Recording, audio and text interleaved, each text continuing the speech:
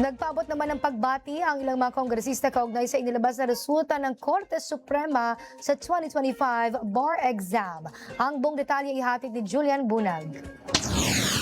Mula sa higit 11,000 mga kumuha ng pagsusulit, halos 5,600 mga bagong abogado ang nakapasa sa bar exam o katumbas ng 48.98% na passing rate. Ang pag-anunsyong ito ay pinangunahan mismo ni Supreme Court Associate Justice Amy Lazaro Javier sa harap ng mga publikong nag-aabang din ng resulta.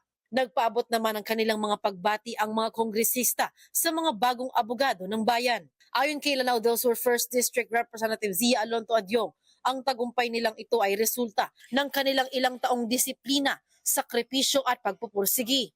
Madalas sana anila ang mahalagang yugtong ito ng may kababaang loob, integridad at walang maliw na paninindigan na maserbisyuhan ng publiko at ang bansa. Kinakailangan anya ng Pilipinas ang mga abogadong may prinsipyo. Si Bataan 1st District Representative Tony Roman naman, nagbalik tanaw sa panahong siya mismo ang pumasa sa bar exam.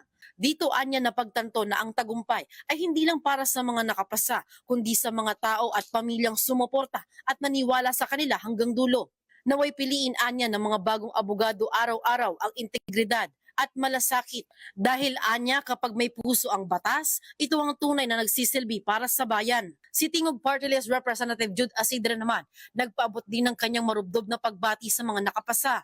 Anya nawa ang panibagong yugto na ito ng kanilang buhay ay patuloy nilang panindigan ng hustisya, integridad at serbisyo sa lahat ng kanilang gagawin. Nagpaabot din ng kanyang mainit na pagbati si Cavite 3rd District Representative Adrian Advincula sa mga bagong abogado. Ang pagkakapasaan nila ay patuloy na ang kanilang sipag at paninindigan ay laging may patutunguhan. Sila na nila ang bagong lakas ng hustisya at pag-asa ng sambayan ng Pilipino. Para sa totoong balita sa Bagong Pilipinas, Julian Bunag, Congress News.